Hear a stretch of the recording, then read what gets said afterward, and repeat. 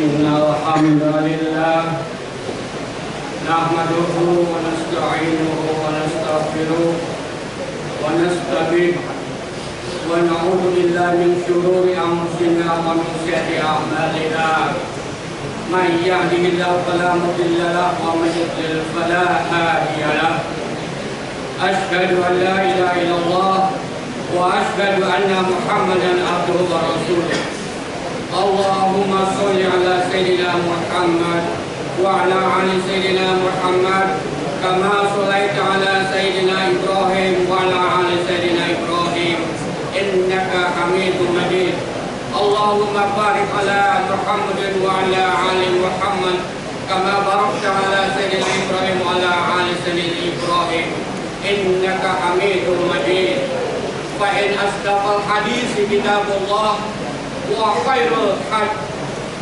هدي محمد صلى الله عليه وسلم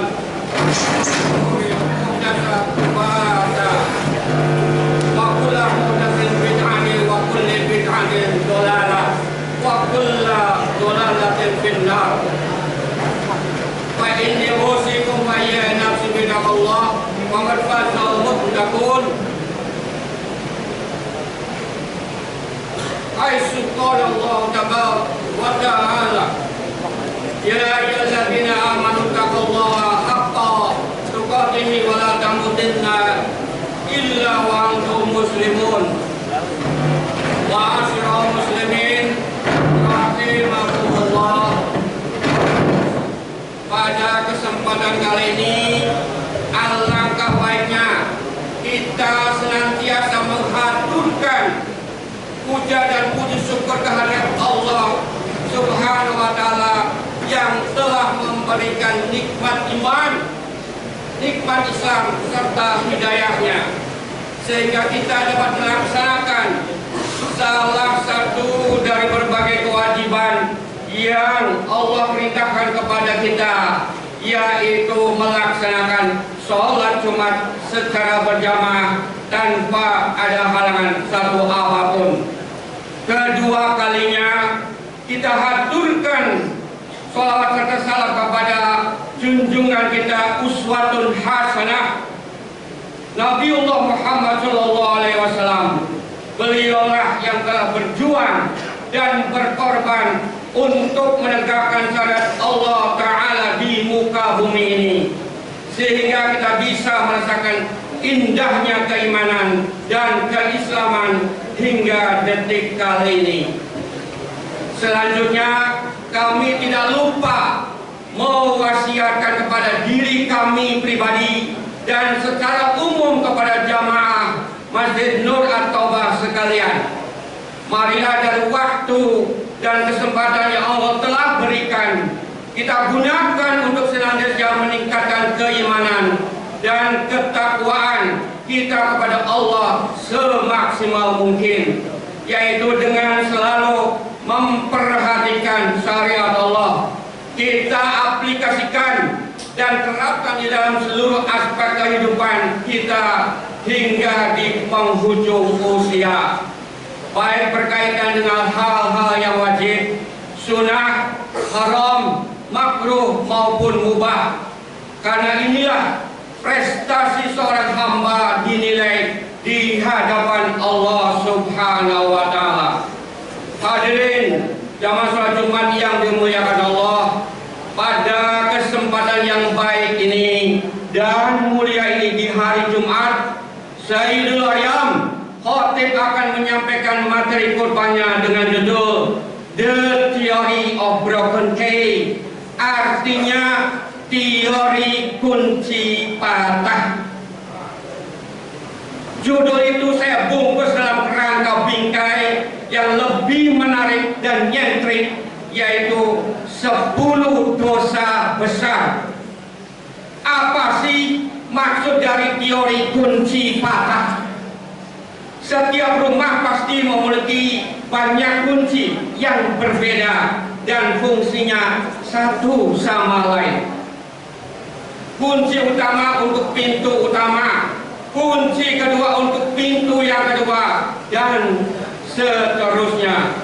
Namun jika penggunaannya salah, atau keliru, tentu akan berakibat fatal antara kunci dan pintu rumahnya. Arti lain dari judul di atas, mudahnya kalau bukan haknya jangan mengambilnya, menyerobotnya, karena akan berakibat timbul masalah di kemudian hari.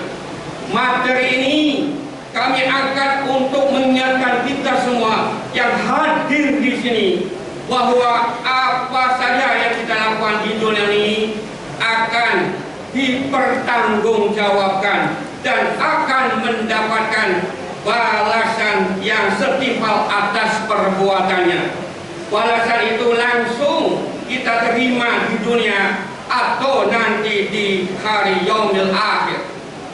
Banyak ayat dalam Al-Quran mengingatkan tentang adanya konsekuensi yang kita lakukan di dunia, baik berupa perbuatan positif atau negatif. Di antaranya ada di dalam Al-Quran surat Al-Zalzalah ayat 7-8. Bismillahirrahmanirrahim. Faman ya'mal mithqala dzarratin khairan yarah wa man ya'mal mithqala dzarratin syarran yarah. Artinya, maka barang siapa mengerjakan kebaikan seberat zarah, niscaya dia akan melihat balasannya. Dan barang siapa mengerjakan kejahatan seberat zarah, niscaya dia akan melihat balasannya. Hukum timbal balik ini juga berlaku dalam hal lain. Seperti saat kita bersyukur, maka akan mendapatkan balasan dari Allah berupa tambahan nikmat. Namun jika kita kufur pada nikmat Allah, kita akan mendapatkan balasan setimpal. Hal ini disebutkan dalam Al-Quran surat Ibrahim ayat 7. Bismillahirrahmanirrahim. Wa idh ta'adzana rabbukum la in syakartum la azidannakum wa la in kafartum inna azabi lasyadid. Artinya, ingatlah ketika Tuhanmu memaklumkan, sesungguhnya jika kamu bersyukur, niscaya kamu akan menambah nikmat kepadamu. Tetapi jika kamu mengingkari nikmatku, sesungguhnya azabku benar-benar sangat keras. Sementara kita membantu orang dalam bersedekah atau menginfakkan harta kita di jalan Allah, kita pun sudah dijanjikan akan menerima balasan yang lebih baik dan berlipat-lipat. Hal ini seharusnya tidak menjadikan kita khawatir jika memberi kepada orang lain. Apa yang kita miliki tidak akan berkurang, malah sebaliknya. Dengan memberi, pada hakikatnya kita sedang menerima lebih banyak.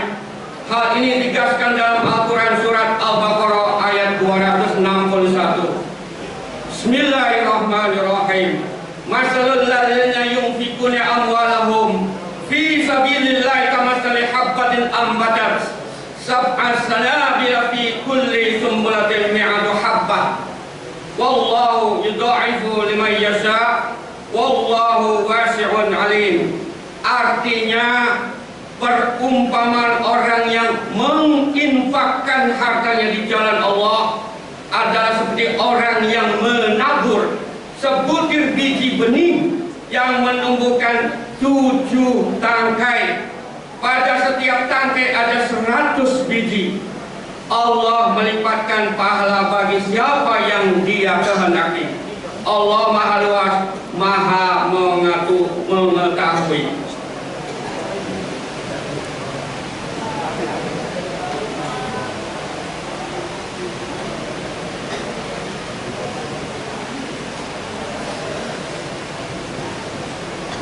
Setiap kemaksiatan atau kita berbuat dosa akan membuahkan dosa bagi pelakunya. Dosa merupakan sebagai agen pengantar menuju kefakiran, kekafiran. Namun dosa itu bertingkat-tingkat. Ada dosa kecil, ada dosa yang besar. Kemudian bila terus-menerus dilakukan, dikhawatirkan akan mengantarkan seseorang terjerumus kepada kekafiran. Na'udzubillah min dzalik. Kaum muslimin yang berbahagia, di atas saya menyampaikan ada 10 dosa besar, dan jika kita melakukannya maka akan berdampak buruk pada pelakunya, baik di dunia maupun di akhirat. 10 dosa besar yang saya maksud adalah: satu adalah syirik, yaitu menyembah selain Allah.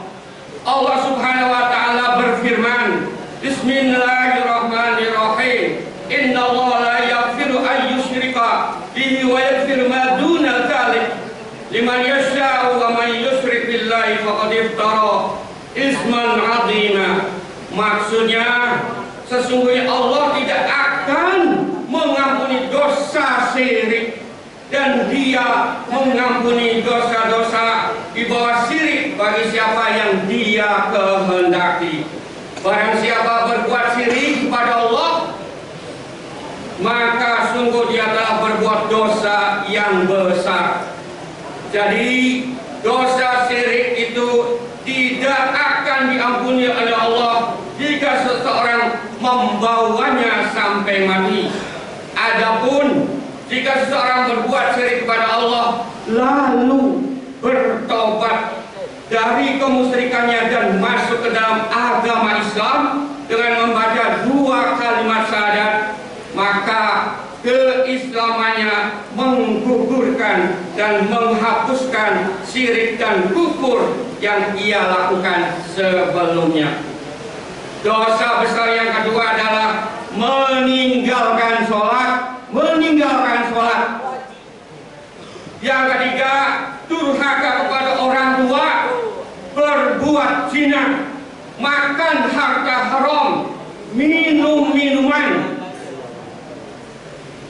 memutuskan silaturahmi, berbohong atau saksi palsu, kikir alias pelit, dan yang terakhir 10 adalah ghibah.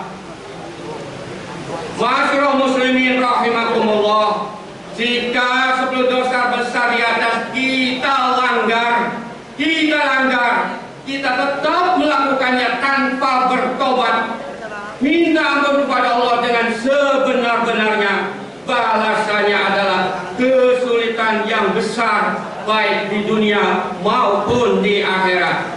Melakukan salah satu dari 10 dosa besar saja begitu berpengaruh dalam kehidupan kita, apalagi melakukan semua 10 dosa besar. What happened to the next our life? Berikut saya akan berikan contoh satu kisah yang melakukan dari 10 dosa besar.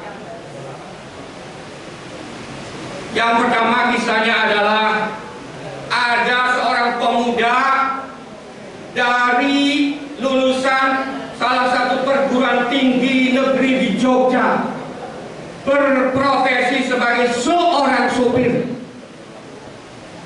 7 tahun setelah dia lulus, dia hanya menjadi seorang supir. Jika kita bicara seorang supir, memang bukan pekerjaan hina-hina. Namun siapapun orang tuanya, anaknya digadang-gadang, disekolahkan di universitas yang terkenal, yang tersohor, yang akhirnya hanya bekerja sebagai seorang sopir. Siapapun orang tuanya, pasti hatinya akan berkata hancur, kesal, kecewa. Tidak sekolah, lulusan SD atau siapapun bisa jadi supir. Yang penting ada kemauan keras belajar jadi supir. Mengapa terjadi demikian pada pemuda tersebut? Jawabannya, dia ketika kuliah sampai selesai sering gonta-ganti pacar, playboy alias suka zina. Pantaslah kalau Allah berpaling memberikan teguran pada pemuda tersebut berupa hanya jadi sopir yang abadi. Na'udzubillah min dzalik. Allah berfirman dalam surat Al-Furqan ayat 6. Bismillahirrahmanirrahim.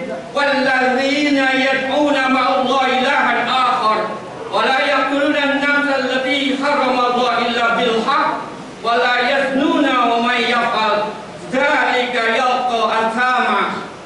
Artinya, orang-orang yang tidak mempersekutukan Allah dengan sesembahan yang lain, tidak membunuh orang yang diharamkan Allah kecuali dengan alasan yang benar, dan tidak berzina, siapa yang melakukan demikian itu niscaya mendapatkan dosa yang besar. Kisah yang kedua, ada pemuda yang hidupnya sudah berkelayakan, kaya, dan curhat kepada saya, mengapa hidup saya sering ditipu Pak Haji? Dia terakhir ditipu sebesar 250 juta rupiah. Setelah curhat selesai, akhirnya saya bertanya kepada dia, apa pekerjaanmu, Mas? Saya bekerja sebagai XXX. Dan akhirnya saya simpulkan, mengapa dia sering ditipu orang? Jawabannya adalah dia sering makan uang haram, KKN, korupsi, kolusi, dan nepotisme. Allah berfirman dalam Quran An-Nisa ayat 29, Ya ayyuhalladzina amanu la taqulu amwalakum bainakum bil batili illa an takuna ijaratan taradin minkum wa la taqtulu anfusakum innallaha kana bikum rahima. Artinya, hai orang-orang yang beriman, jangan kamu saling memakan harta sesamamu dengan jalan yang batil, kecuali dengan jalan perniagaan yang berlaku dengan suka sama suka di antara kamu. Dan janganlah kamu membunuh dirimu, sesungguhnya Allah adalah Maha Penyayang kepadamu. Hadirin jamaah salat Jumat yang dirindukan surganya Allah, kesimpulan khutbah kali ini, jika hidup kita mulai dari muda sampai tua tidak adanya perubahan, sedih, banyak hutang, banyak masalah yang tidak kunjung selesai, maka sebaiknya koreksi diri, muhasabah diri, dan kembali ke Allah dengan cara bertobat yang sebenar-benarnya. Dari dua kisah di atas, khotib berharap pada jamaah yang ada di sini khususnya dan masyarakat di sini pada umumnya untuk tidak melakukan 10 dosa besar. Dalam bahasa Inggrisnya, say no doing 10 deadly sins. Artinya, katakan tidak melakukan 10 dosa besar. Jika tidak, tanggung sendiri akibatnya. Di dunia saja akibat kita melakukan 10 dosa besar begitu serem, begitu mengerikan, apalagi balasan untuk akhirat abadan abidin. Na'udzubillah min dzalik. Demikianlah khutbah siang hari yang penuh keberkahan ini. Semoga bermanfaat dan membawa barokah bagi kita semua. Amin ya rabbal alamin. Barakallahu lakum fil Qur'anil azim wa nafa'ani wa iyyakum bima fihi minal ayati wa dzikril hakim. Wa taqabbal minni wa minkum tilawatahu innahu huwas samiul alim. Allahumma shalli